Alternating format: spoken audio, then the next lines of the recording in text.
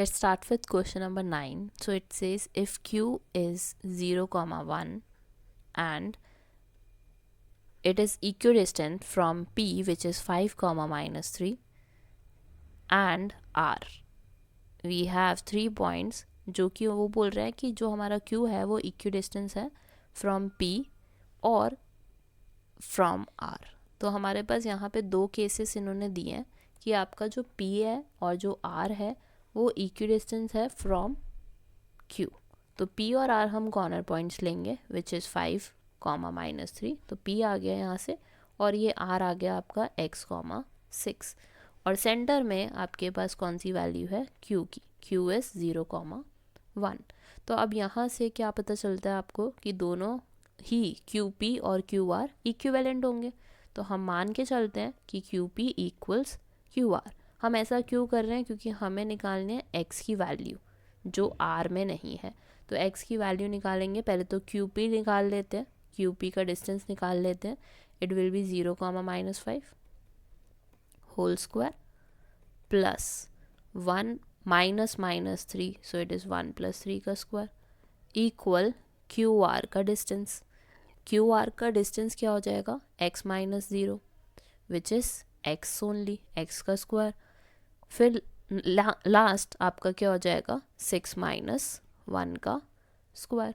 So 0 - 5 is 5 only, 5 का square और -5 का स्क्वायर प्लस 1 + 3 इज़ 4 का square is equal to x square plus 5 square. तो आपके पास यहाँ पे वैल्यू क्या आ गई? 25 plus 4 square is 16 under root equal x square plus 25. तो आपके पास यहाँ पे वैल्यू आ गई है 25 + 16 इक्वल x स्क्वायर प्लस 25. तो अब हम स्क्वायरिंग बोथ साइड्स करेंगे ताकि हम रूट हटा सके. 25 + 16 इज़ 41. आपके पास बचा क्या? x square plus 25. अब इसी तरह हम 41 और 25 को रिड्यूस कर सकते हैं एक तरफ ले जाके. तो 25 को मैं लेफ्ट हैंड साइड ले जाऊंगी and it will B -25. So 41 - 25 is 16. अब x की वैल्यू कितनी हो जाएगी इसके अकॉर्डिंग? 4 + -4, क्योंकि under root 16 will give you +-4. तो हमारे पास यहाँ पे x की वैल्यू आ गई है विच इज़ +-4. मतलब x हमारी 2 वैल्यूज़ ले सकता है विच इज़ +4 एंड -4. तो यहाँ से हमें क्या समझ आता है कि r की जो वैल्यू है वो 4, 6 भी हो सकती है और -4, 6 भी हो सकती है, क्योंकि x की या तो वैल्यू 4 है या तो -4 है. तो अब हमें डिस्टेंस निकालना है QR का और हमें डिस्टेंस निकालना है PR का. तो हमने QR तो ऑलरेडी निकाला हुआ है. We will find for QR only first. So x को आपने क्या लेना है? एक बार -4 और एक बार 4 लेना है. सो व्हेन x इज़ 4, हम पहले निकालते हैं 4 के लिए, +4 के लिए. किस में डालोगे अपनी वैल्यू? इसमें डाल सकते हैं क्योंकि ये हमारा क्या चल रहा है राइट हैंड साइड वाला QR को अगर हम रिड्यूस करते हैं तो हमारे पास आया हुआ है ऑलरेडी x स्क्वायर प्लस 25. अब यार x की वैल्यू तो 4 है, 4 square plus 25. So this will give you 16 + 25 which is under root 41. अब इसी तरह हम QR की वैल्यू एक और बार निकालेंगे व्हेन x इज़ -4. तो -4 अगर आप पुट करोगे तो तब भी अंडर रूट 41 ही आएगा, क्योंकि -4 का स्क्वायर तो +6 ही होगा. सो -4 का square plus 25 it will be +16 + 25 it will give you under root 41. तो चाहे आपका 4 होता चाहे आपका -4 होता, आंसर आपका पॉजिटिव अंडर रूट 14 ही आना था. तो QR की वैल्यू तो हमें पता चल गई. अब हमें किसकी वैल्यू निकालनी है? अब हमें निकालनी है PR की.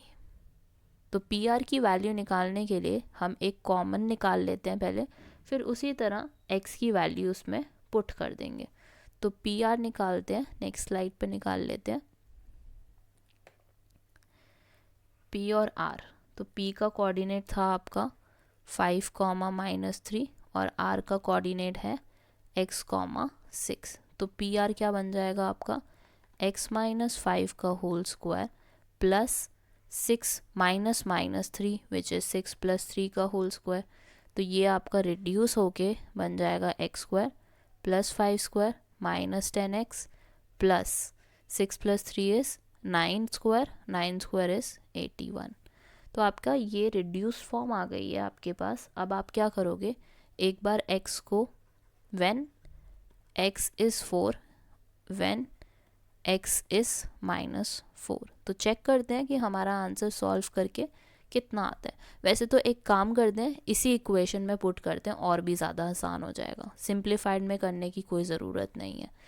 x की वैल्यू क्या है हमारे लिए 4 है, सो 4 माइनस 5 का whole square plus 6 plus 3 is 9 square. So 4 minus 5 is -1 का square and 9 square. -1 square is only 1, positive 1, और 9 square is 81। So you get positive √82। अब जब आपके पास x -4 है तो पी आर की वैल्यू क्या हो जाएगी -4 माइनस 5 का whole square plus 9 square. -4 minus 5 is -9 का स्क्वायर प्लस 9 का स्क्वायर। -9 का square is positive 81 and 9 square, positive 9 square is 81. So you get 81 plus 81 as 162. तो दो आंसर्स आ रहे हैं आपके पास, या तो पी आर आपका √82 होगा या तो पी आर आपका √162 होगा। So this is the answer for question number 9. Now we will move on to question number